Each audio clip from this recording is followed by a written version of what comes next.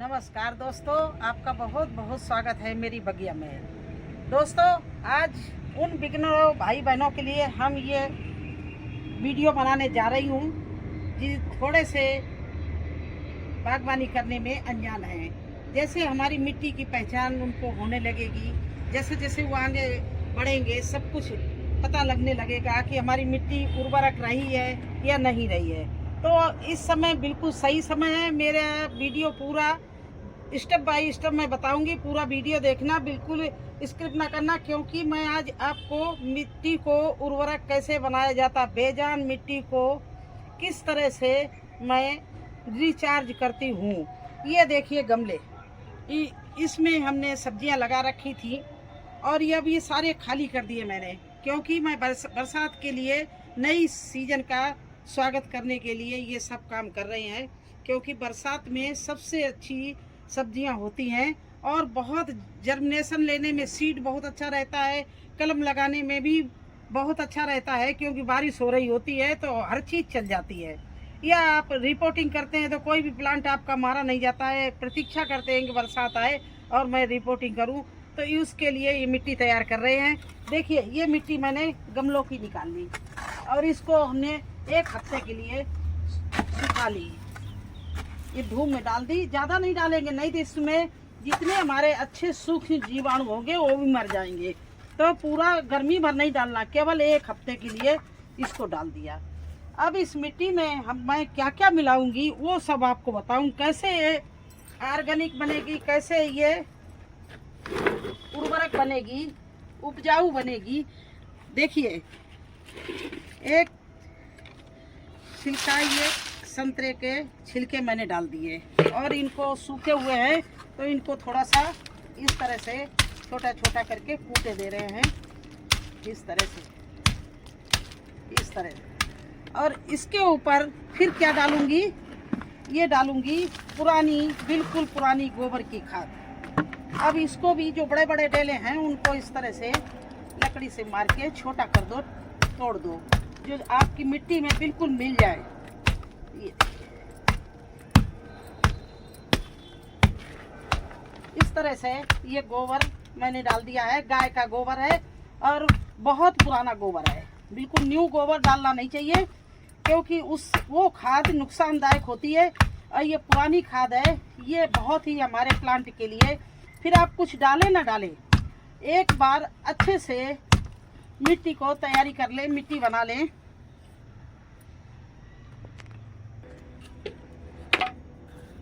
इसके ऊपर से ये गाय का गोबर डाल दिया, संतरों के छिलके सूखे डाल दिए, उनको कूट दिया।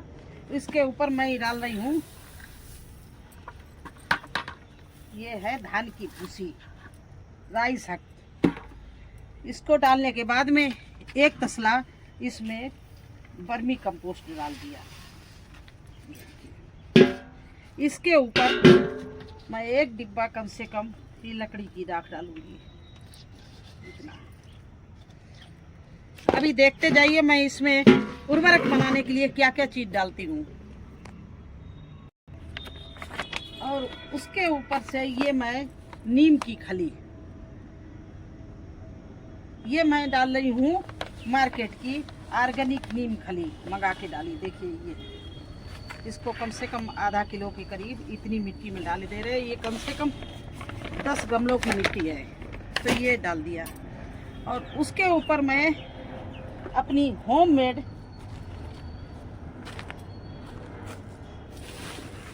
जो नीम मैंने सुखा के रखा है उसको इस तरह से, ये नीम मैंने सुखा के रखा है, ये होममेड हो गई है नीम की खली।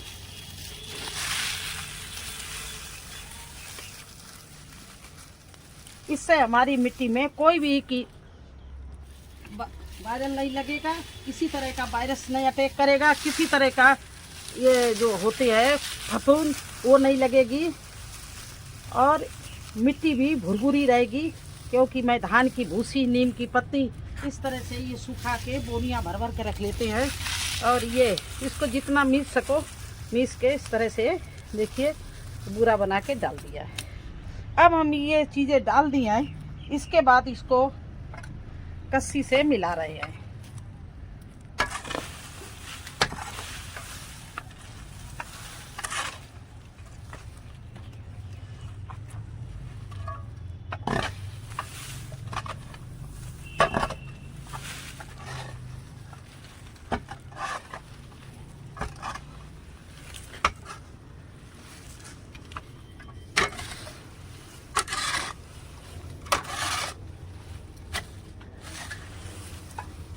तो आपने देखा मुश्किल में मेरी 40% मिट्टी थी।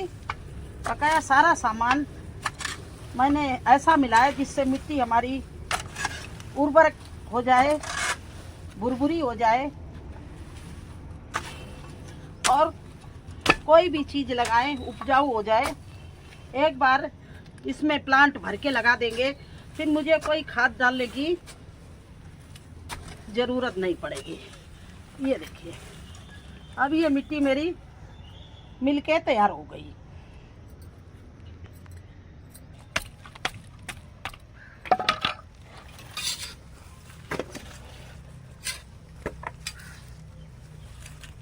इस तरह से ये मेरी मिट्टी तैयार हो गई है, बिल्कुल तैयार रेडी। अब क्या करना है दोस्तों, इस मिट्टी की गैस निकलने के लिए, गर्मी निकलने के लिए इसको बना के, और ये गुड़ और एलोवेरा का पानी है, इससे पूरी मिट्टी को इस तरह से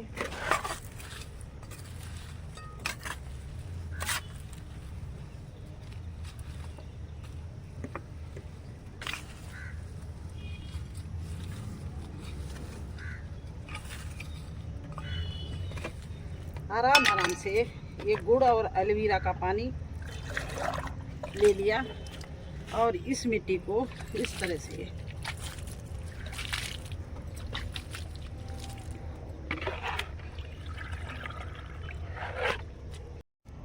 तो दोस्तों देख लीजिए, ये 4 दिन पहले एलोवेरा का पानी गुड़ डालकर मैंने तैयार करके छोड़ा था इसी मिट्टी के लिए। तो देखिए, इस मिट्टी को पूरा मैं इस तरह से भिगो देंगी हल्का हल्का, जिससे ये मिट्टी बिल्कुल हमारे बनके तैयार हो जाए, और इसकी जो गर्मी है, गैस है, सब खत्म हो जाएगी इस तरह से। अभी इसको गमले नहीं भरना है।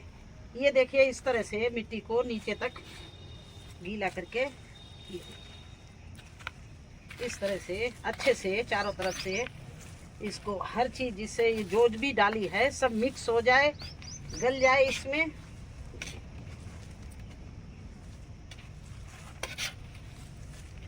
अगर आपके पास में वेस्ट डिकम्पोजर हो तो और भी बढ़िया है, उससे भी आप कर सकते हो। अगर वो नहीं है तो गुड़ के पानी से कर सकते हो। आपने एलोवेरा ना भिगोया हो तो आप गुड़ के पानी से कर सकते हो, छाछ से कर सकते हो। इस तरह से करने से आपकी मिट्टी बिल्कुल ही रिचार्ज बढ़िया हो जाएगी, सारा मॉइस्चर से ये अंदर ही अंदर तैयार हो जाएगी। जो भी इसमें कोई कच्चा कोई चीज़ होगी वो भी अच्छे से तैयार हो जाएगी। देखिए, पानी ऐसा है, इस पानी से इसको बिल्कुल चारों तरफ से इस तरह से नीचे तक ये पानी चला गया। इसको इस तरह से मैंने भिगो दिया। अब दोस्तों क्या करना है, इसको धूप में नहीं छोड़ना है, खुला नहीं छोड़ना, सॉरी, इसको धूप में ही रखना है लेकिन खुला नहीं छोड़ना है। क्या करना है,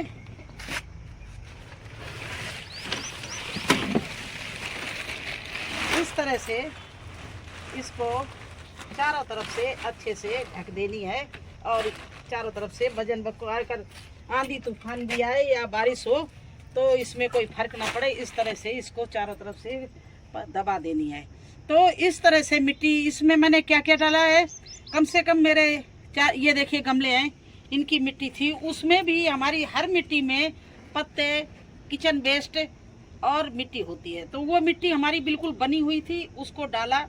ये 6 गमले खाली किए, उनका डाला मिट्टी। उसमें मैंने 1 तसला गोबर की पुरानी खाद डाली, 1 बाल्टी डाली है पुरानी खाद गोबर की, 1 तसला मैंने वर्मी कंपोस्ट डाला है, और 1 बाल्टी मैंने ये नॉर्मल इतनी बड़ी बाल्टी है, यही धान की भूसी डाली है।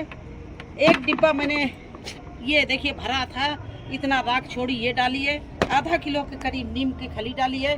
और जब गमले भर के तैयार हो जाएंगे फिर मुझे कुछ चीज़ें डालनी है, लेकिन बस अभी ये तैयार करने के लिए इतनी चीज़ें ही काफ़ी हैं।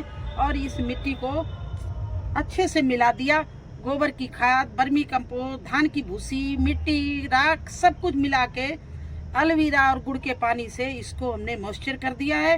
और इसके बाद में ढककर इसको 10-12 दिन के लिए मैं छोड़ दूंगी। अगर आप चाहें तो इसमें वो हम उस समय डालना चाहते हैं, लेकिन अगर अभी डालना चाहें तो आप डाल सकते हो। जो फफूंदनाशक पाउडर होता है वो डाल सकते हैं, और एक नीला तूतिया आता है वो डाल देते हैं, जिससे इन चीज़ों से हमारे प्लांट में चींटियाँ, किसी तरह से फफूंद या वायरस नहीं आएगा और किसी भी जड़ को खराब नहीं किया, क्योंकि बरसात में कीड़े भी लगने का बहुत डर होता है। तो इन चीज़ों को डालकर उस समय भरना है जब करेंगे। अभी बस इतनी चीज़ें डाली हैं और डाल के देखिए आपके सामने ढक के छोड़ दिया। इसको कम से कम 1 हफ्ता या 10 दिन के लिए मैं छोड़ दूंगी। फिर ये बोरियां गमले तैयार किए, ये देखिए बोरियों के गमले तैयार किए, इनमें सब सामान यही भर दूंगी। और देखिए इसमें कोई भी सीड, कोई भी कटिंग, कोई भी फ्लावर, किसी तरह का रिपोर्टिंग, मिर्ची, बैंगन, तो कुछ भी आप लगा सकते हो। हर चीज इसमें इतनी बढ़िया तैयार होगी, क्योंकि अब इस मिट्टी को मैंने रिचार्ज कर दिया है, इसको उर्वरक बना दिया, ऐसी खादें डाल दी हैं जो जरूरी होती हैं प्लांट के लिए। और मैंने 2 तरह की नीम की खली डाली है, एक तो ऑर्गेनिक पत्तों को सुखा के डाली है, दूसरी मैंने मार्केट की डाली है।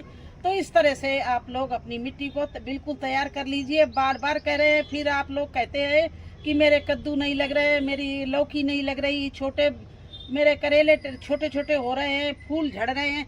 अगर आप इस तरह से मिट्टी को रिच बनाएंगे तो आपका हर प्लांट चलेगा। तो आज मुझे यही करना था और मैंने सोचा क्यों ना। तो कैसा लगा आपको हमारा वीडियो? अच्छा लगा हो मेरी मिट्टी का रिचार्ज करना, उपजाऊ बनाना, ऑर्गेनिक बनाना, तो मेरे चैनल को लाइक और सब्सक्राइब कर देना। फिर मिलते हैं मैं अगले वीडियो में, तब तक के लिए मुझे आज्ञा दीजिए। धन्यवाद।